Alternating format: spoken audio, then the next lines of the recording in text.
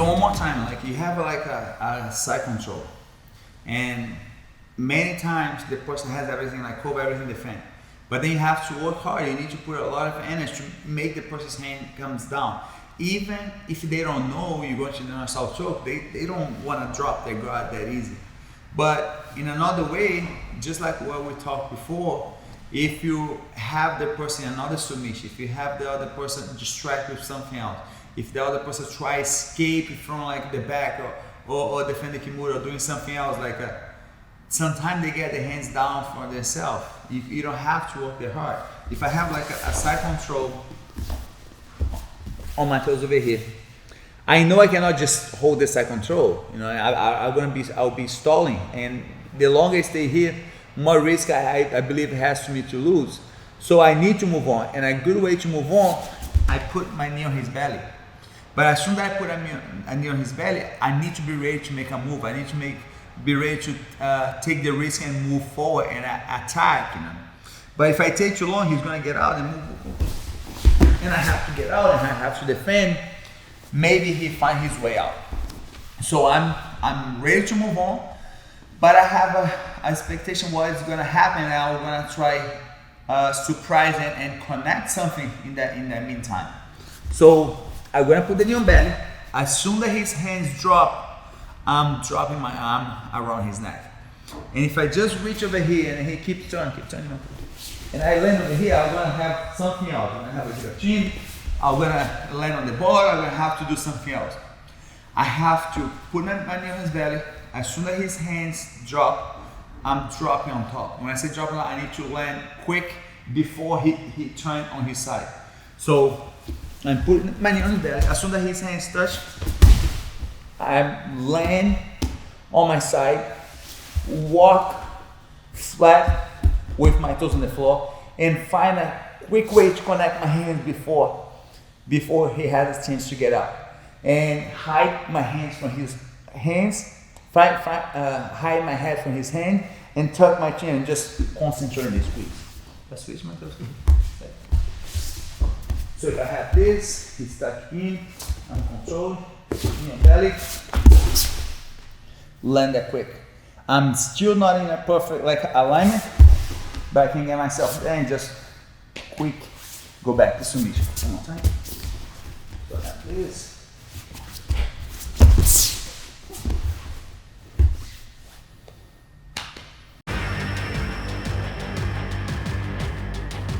All right, one more time. You have like a set control, and I'm looking to move forward. The longer I stay in a position and not moving forward, I feel there is a chance the person can take me to a wrong place, take me to a position that I maybe I don't know how to answer, maybe it's gonna be new for me.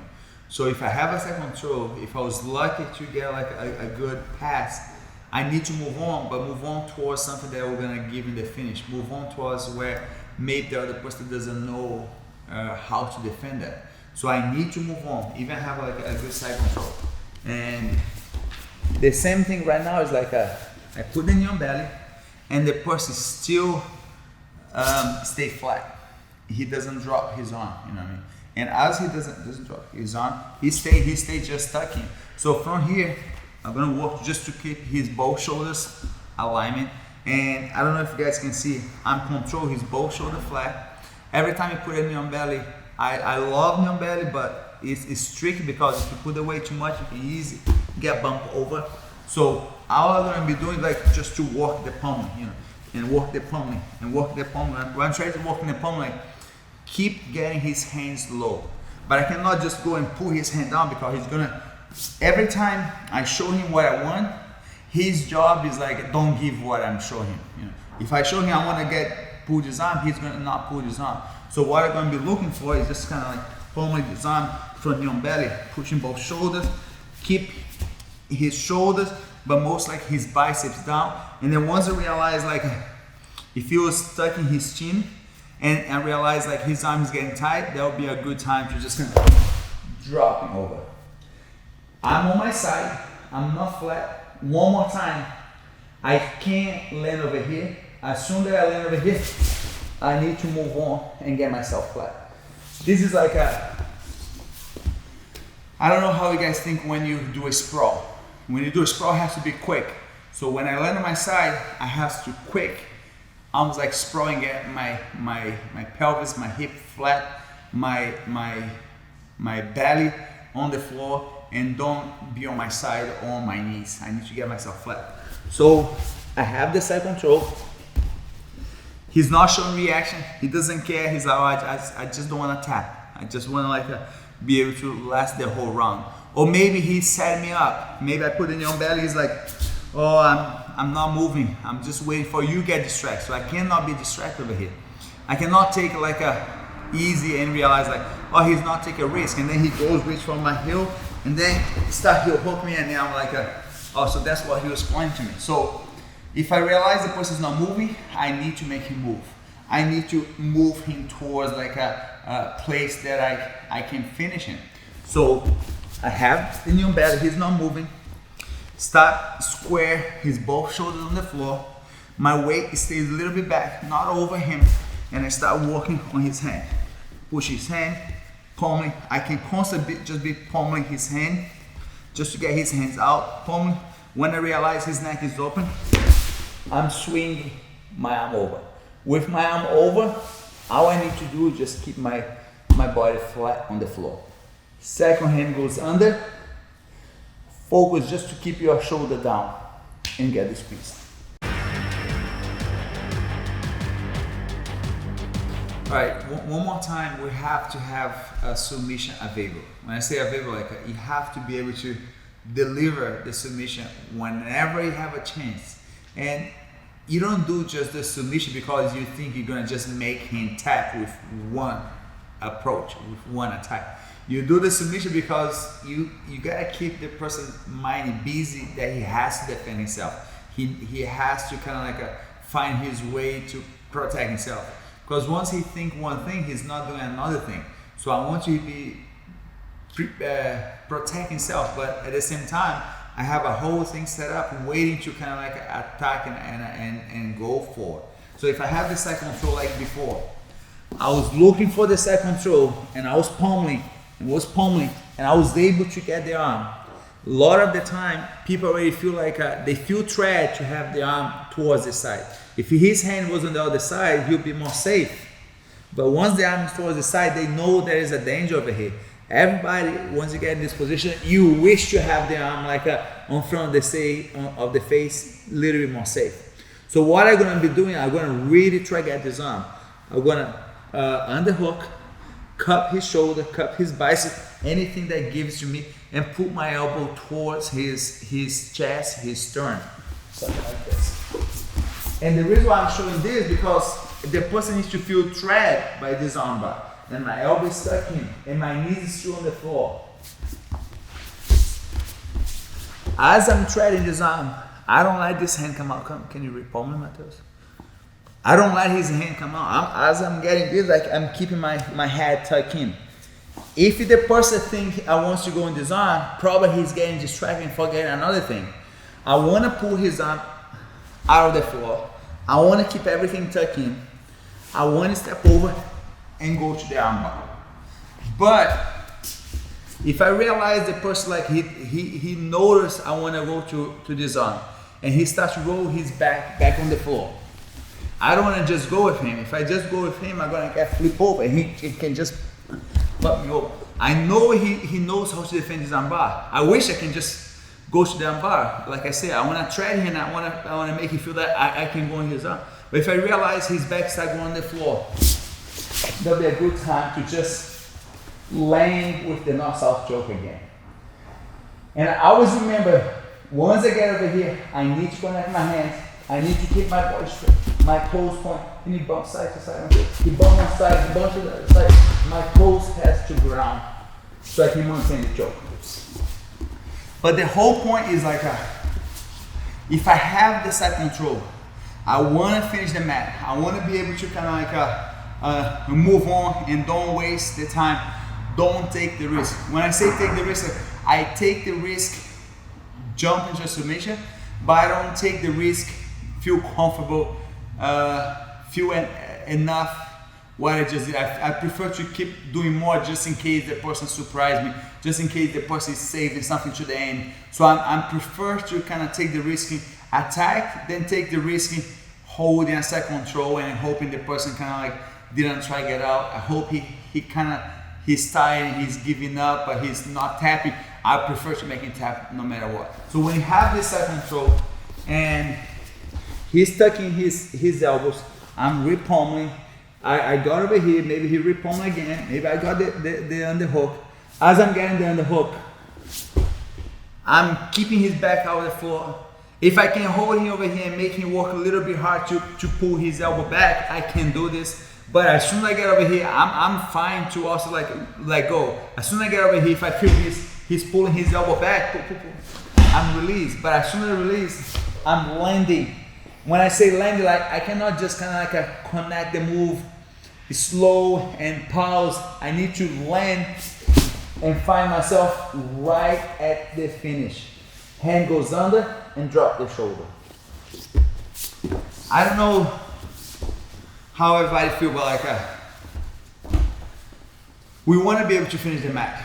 We want to be able to kind of like confirm that we're gonna win and get over and don't give a chance to your opponent. But the only way to get into this is to have options to submit. And I like to choose the moves that give the submission based on like how the person doesn't see that coming. Why I think it's hard to submit someone from the mount, because when you mount, you look to him to his eyes, he knows you want to choke him, he knows you want to go to the armbar, he knows you want to go to the I'm choking him. So the person like that, he knows you close guarding someone, the guy knows like you're gonna shoot a triangle on him. The guy knows like you're gonna climb the armbar. The guy knows if your head stay down, he can choke you. So it has to be that type of move like the person doesn't see comes. But he only not gonna see that comes if he's afraid of one thing, but then you do another thing. But only way to do another thing if you have an option and variation. And the variation has to come from transition. When I say transition, like I cannot just go to the arm and then the guy defend the arm and like I'm going to the ankle. And then the guy defend the ankle, okay, I'm going back to the guillotine. So the guy has to be focused on one thing. He's focused to defend the arm bar. He's focused to don't tap on the arm. At the same time that he's focused to don't tap, I'm already trying making tap with something else. It has to be the type of submission that we can go all the time. That it can be easy delivered. One more time, like if you have like a side control and you look for submission, you need to find an open. When I say an open, like if I have the side control on my tails and I was looking to do this, I was looking to drop the hand, and all the motion was like most like this. The motion is like lift his arm up and get his arm like just dropping down. But I don't know if you see or think about this, but guys, I want to get the north-south choke if the person expose his neck and drop his hand. But at the same time, if he open his arm this way, I'm fine too. So even the arms on the side, the neck is still exposed. So I'll keep working on this and I keep working there. And then if it's not working, I start to kind of open to the side too. And the same thing, if I just keep pushing this, he's already aware and he pull your arm up. And then he keep pulling the arm up. So now instead of like pushing the arm down, I'm pushing the arm out. So maybe you don't see you getting this position a lot, but this position happens. When I say happens, like I'm not looking to hold him, he's gonna repommel. He's gonna repommel quick, but in that meantime, I isolated his arm. I didn't drop his hands, but I open up his arm and his neck is exposed. But I need to buy some time. When I say buy some time, like I'm walking this, my hand goes right in between. I don't need to fist, I just go flat, go right in between. His arm is gonna be strong. I'm gonna almost like a framing against his bicep and just drop his arm over there. As I'm dropping his arm, instead of push down because he's already knows, I'm kind of like a pushing out. I'm using my elbow. I'm pushing my elbow just to create enough space. I don't think I can use one hand over here and use the hand over there. So it's gonna be too much for just my arms. But once I do this and I open up some space, knee comes in. And once the knee comes in, I know I didn't pass my foot. I'm just keep like my shin right on top of of his forearm. And I'm not doing like a windshield wipe. I'm just getting keep your elbow tucking. I'm just keeping like my knee to the other side. From this position, I know his neck's exposed. So in one quick move, I go there, but I don't want to be cut in the middle. I don't want to stay over here with my leg in between. So as soon as I go to his neck, I need to run quick to a line position. One more time. So his elbow stuck in. I got over. I got over there. So I need to pass over. I need to just kind of like a hop. I don't want to get hit with this one and then I cannot make over there. So he's up over there. Put one, the other. Back to the position. Remember, I'm trying to get this just so I can speak better. I cannot get my chin under his armpit. I'm just high and maintain this piece. We use this a lot. And when I say use this a lot, it's you have to constantly fighting. In the mount, I use that a lot in the mount. I need to clean up the person's arm. I need to get the person's arm exposed and open. But I cannot use just my arm strength. If I grab his wrist and try to just maneuver his arm with my wrist, it's not going to be enough. It's not going to be strong. One thing that I feel people get surprised, I don't feel I'm super light, but at the same time, I know how to use my weight. When I say use my weight, if I'm 180, I'm using 180 pounds. If I'm 190, I'm using 190 pounds. All the weight that I have, all the weight that I'm carrying, I'm gonna put on top of the position. I'm not gonna keep my weight on the ground. I'm not gonna keep my weight on my knees. My weight is gonna be on top of the position. And this is what I think makes a difference, how to clean up someone's arm. So I'm not just doing this. I don't think I can move his arm with just my arm. I'm getting my hand inside and I'm driving my weight. I don't drive my weight over because I can't get flip over, of course. But I'm driving my weight over his arm. I'm driving my weight on top of his arm. And his arm was I want to put all my weight against his arm. So I'm taking as much weight I can out of my feet to put over there. Not over, right on top of his arm. So, boom, get my hand over there. Start work with this. Maybe you can isolate the arm at once and one move. Maybe he's going to repel me. And then you just keep walking over there. He repel me. Keep walking. And then you get together. And once they get over here, I think who's on board will feel trapped. They're going to feel like they need to move. They're going to start bumping. They need to try that. So I have to do something before he realizes how trapped he is. So as soon as I get over here, move quick. Guys, that moving quick, it's about we do this so much. We know exactly where you're going to land. If you have to jump from a place, you're always able to take that jump. You always take the jump. So whenever you recognize the position, you just got to jump and land exactly where we're so used to. So I believe if you have that control, that's all you need to just control the fight and finish the fight and take the win. One thing that people have to always remember, we have to put all together and be ready to just throw the move whenever you have a chance. But the same way how we do things one way, you also can do things another way, and vice versa. And when I say vice versa, back and forth. When I say back and forth, don't let the other person know if you're going one way or the other, and you just keep switching. And when I say switch, you don't have to make a big move. You don't have to run too far. You don't have to, but just a grip that you do one grip and then you change the grip on the other way. Everything just to get the same result. When I say the same result, if I want to drop his hand, I can keep pushing his hand down. I can push his hand down. But once instead of Once I realize the person is not gonna let him push his hand down, I push his hand out. In the same way how I was trying to get his hand out with the knee inside, I can get his hand out with my knee from the outside, and that's the whole point. So my knees have to move. My knees cannot be like a resting. My weight cannot be like wasting on the floor. My weight has to be fighting. Every time he has a move like this, I'm pushing all my weight. Stay strong. Every move, every pound that I have of weight, I'm putting like against the position. So I'm not just muscle. Obviously, I can use my strength. I'm using every muscle I have, but most like my weight comes together. You know. So if I'm walking over here, I'm putting the hands down. I'm walking over here. I have to be practicing to do this, but not overcommit, because if my weight goes over, I'm losing balance. So everything is not to go over, but just to get on top of it. I'm fighting with this, and I'm framing this.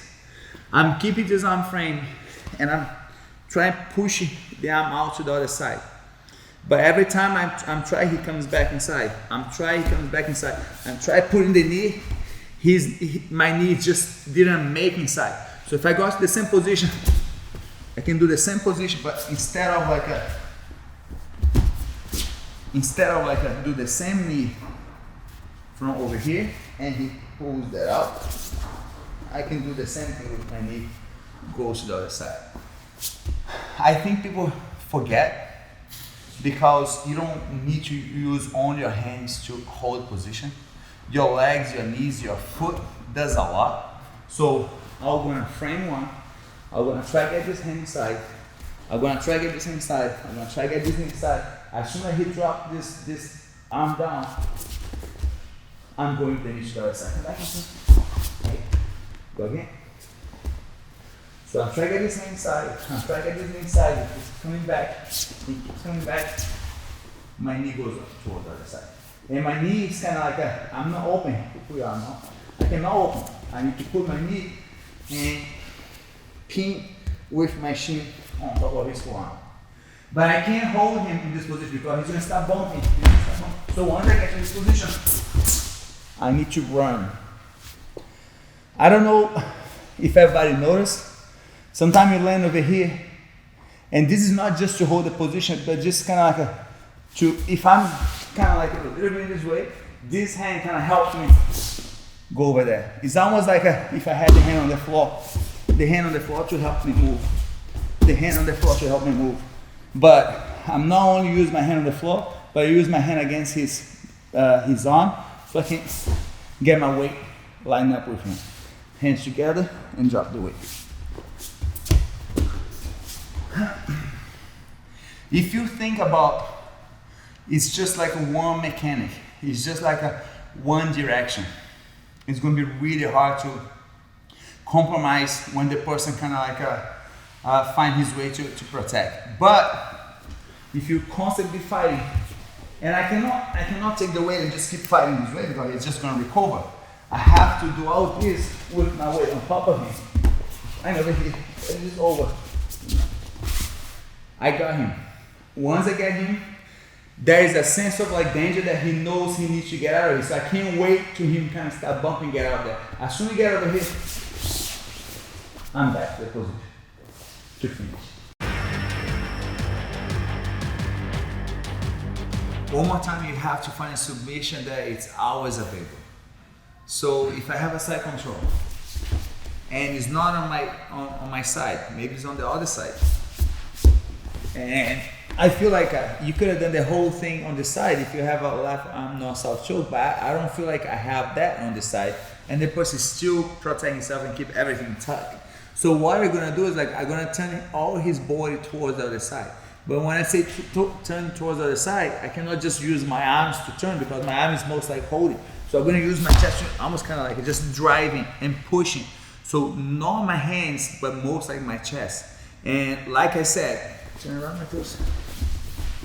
Like I said, I'm using my chest, but a lot of driving from my foot. So I'm gonna put as much energy and force behind so I can make this happen. So if it touches me over here, just drive, and doesn't work, just keep driving, and doesn't work, just keep driving. And once you start to get him to turn, you start going behind. I got most like behind, and once I get behind, I'm not looking for the head, I'm looking for just both arms. And once I get both arms, look what I have right now. I don't think his hand is gonna be next to his neck anymore. So I have both hands over here. And from this position, I'm going to start circle. And I have his both arms trapped. And when I say trapped, I'm hugging his breast, his arm. I'm tucking his arm together. I cannot hold this position for too long. Once I start feel, he really start bumping and breathing. I'm just with these over there. What I was trying to say is like, even if it's not your favorite side, you have to find a way to get to your favorite side. If you one side is not the side that like you have the submission, or you have another submission over there, or you need to take the person back to the side. I always know to have a good seat belt, but at the same time, I only have one side seat belt.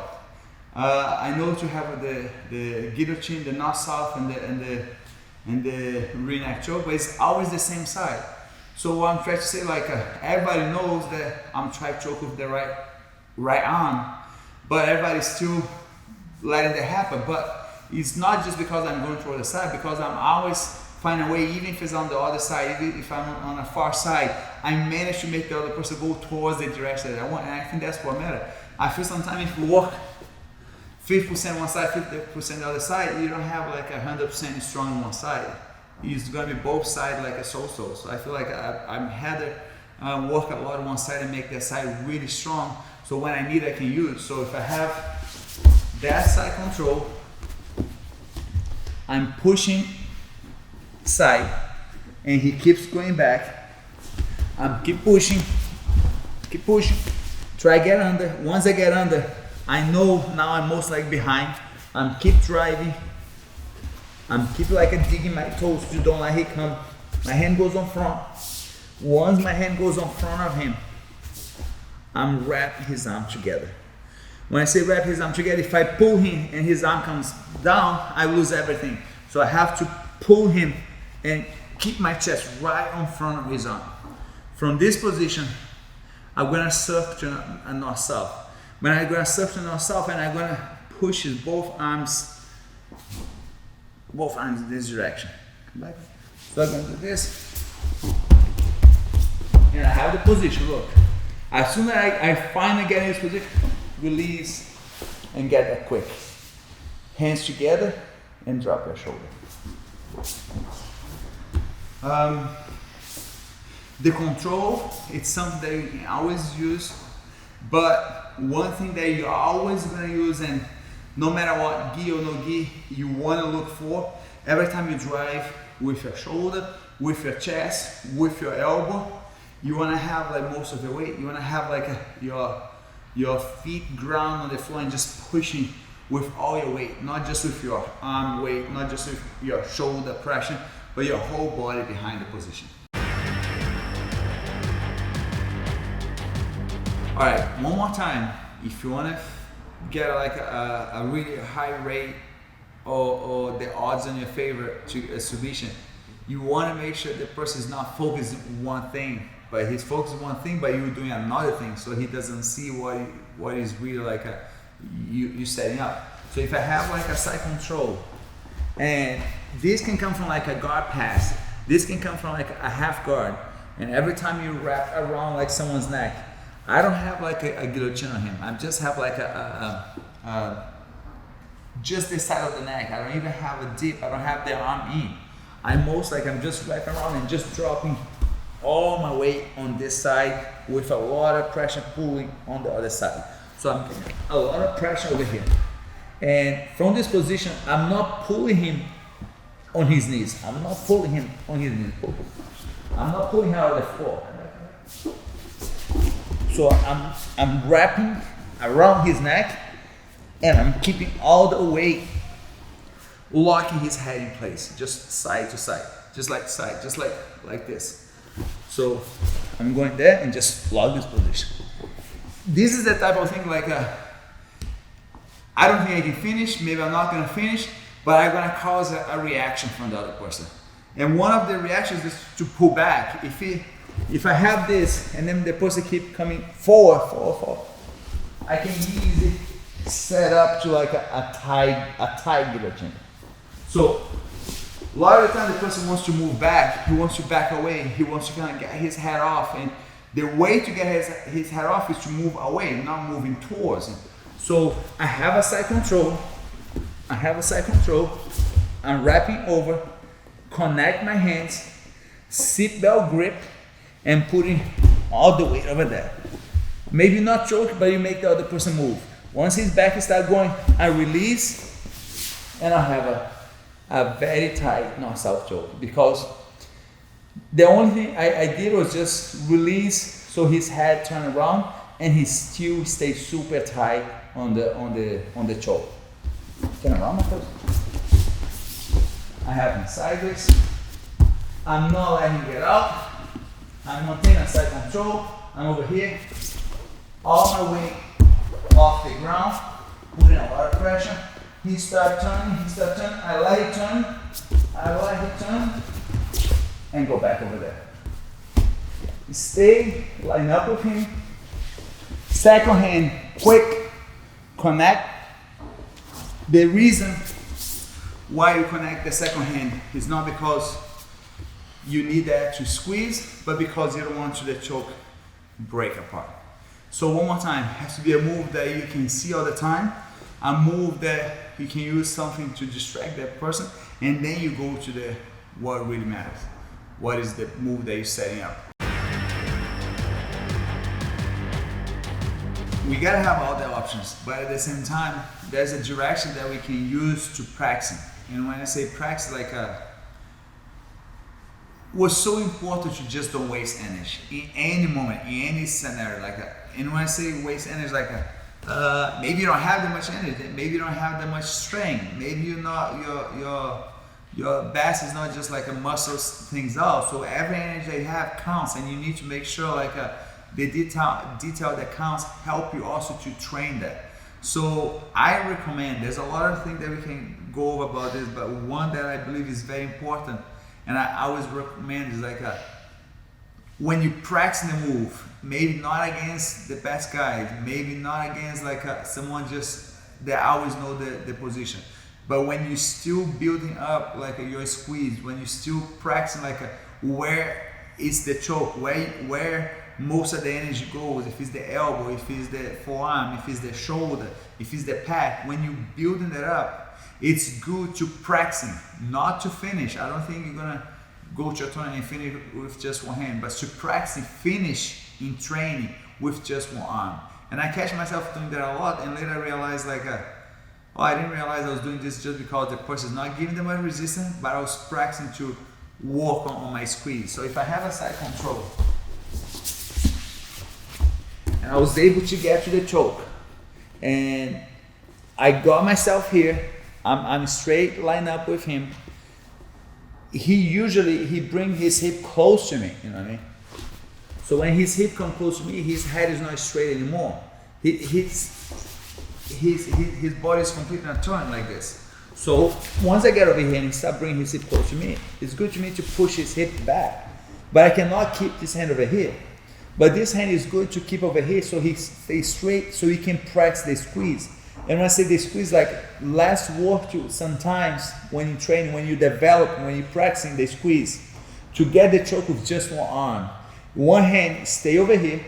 You don't have like a full control of the position, because you're not going. When I say control, like if you really start kind of bumping and breathing, he will get out if I just have this. But this we're gonna give him like he stay on alignment. Turn around. That hand is gonna help so he stay in alignment. But then I can still squeeze and get the choke from him. But this hand keep him straight, align up with me, and the other hand just start squeeze from there. So basic is, you have a partner that maybe doesn't give like the most resistance. And sometimes if you just gonna go there and just kind of squeeze really hard, maybe he's gonna feel his neck, maybe he's gonna feel like a crank, and then he's gonna tap because you have too much energy, you're too strong, you're stronger than him. So it's good to practice when you're not sure where you're squeezing, squeeze with just arm. Many times I believe people is gonna tap with just arm, but I don't think he should be tapping in the tournament. Someone that you're gonna face in the tournament, he's gonna give a hard time. You better have your hands connect. With one arm, I think he's gonna have a hard time to finish. But in training, it's a good way so you can practice where is the squeeze. But you can't keep the squeeze if the person keep moving. So if you have one hand left and you don't want to connect your hand because you want to practice squeeze, keep the hand control the person's hip. Because the hand on the hip at least keep straight and alignment with your body. And then you just work your squeeze. And if the person's not tapping, if the person is tapping, based on that, you're gonna start to like slow develop like understand where the squeeze is gotta go. And you gotta take a shot and practicing, and that we're gonna give like the ideas of like where the squeeze should go, because many people they're way too strong. Many times they want to learn the non-soft choke, but then they connect the hand, they just squeeze too much and too hard, and people just tap because they don't want to have someone like stronger and then squeeze the hand too hard. So if you're too strong and you work out a lot and you want to develop that squeeze and you understand like not to waste energy but be efficient with your strength, try the non-soft choke with just one, just practice. It's just like a good advice just to change things up and don't waste all the energy you have. Be precise. I feel like if you know all the directions, if you know all the opens, if you have a very like versatile like a submission and control the non-soft choke, if you know how to practice, you're gonna get to a point that I feel like we're gonna face somebody that is gonna be really strong. And when I say really strong, like somebody that really gonna try to fight hard in all the directions. And that's what I wish you guys look for, because if I have a tight non-soft, I know I have the finish close. I know if I just keep everything together, I'm gonna get the finish. And I already told you guys, if the person bump one side, bump, I need to just kind of be waiting for this. If he bumps to the other side, if I don't open my leg, if I don't hold that side, I'm gonna go. But if I count the weight, and just kind of like, I don't like he kind of like a get away. There's one thing that like people really is gonna do. They're not gonna just breathe, but they're gonna try to turn no matter what, and they're gonna use his leg to swing to turn. And that turn, he used the momentum of his hip. He used the momentum of his hip to get his face to turn to the position. Because there's no grip to break. You already protect your neck so the person doesn't get off. But with that momentum of the leg, he's not bridging. He's just turning, he's just spinning in the position. And if he's spinning over here, you're gonna see his face turn, and then you lose the position. And it doesn't come out that fast, that easy, but then some people are gonna start going. And then he's gonna be stuck, and then slowly, and slowly, the head is gonna turn, and the chin is gonna come out, and there's no more like a straight line of his chin and his head face up. So if you realize like the person really wanna turn, you have to put like a barrier behind that. You have to be like all behind so the person doesn't turn into you. So in this point, I'm not only really wanna be lined up, but I want to have like my ribs fighting sideways. If he wants to turn to his left, turn like this. If he wants to turn to his left and back, I want to make sure my ribs pushing to the back, to the right. I need to have my ribs kind of like making a block to turn over there. But everything, if I relax and I let everything just kind of loose, he's still gonna go there. Okay? So when I realize he starts swinging the leg, and you start turning, I need to really, I'm not only drive against his face, but I'm leaning my weight against his face. But he turns, and just turn, and then if he switch to the other side, my foot is spread. I don't know if all of you guys have to think about that, but some people, they push too hard. When I say too hard, like they're really tough to submit. And when I say something like, I don't know if you guys realize, but your face is getting squeezed over there. But some people don't care. They just keep grinding their face against your rib to try to get out. And the only way to stop is not just smashing his face, because some people pretty much they don't care. What is gonna keep the position that just so you put as much energy and block it behind so his head don't make any turn. And I don't think everybody does that. But if you find like a really tough guy, very explosive guy, someone that doesn't want to give that easy, he's gonna keep try turning, and the person's gonna turn for a lot of momentum. And the momentum that he generated is not just like from his head, it's from his whole body. Can you try one more time? Just the position. So he's gonna try to turn his whole body to really get them come back one more time. So he's gonna get all the momentum to really like build more momentum. Please.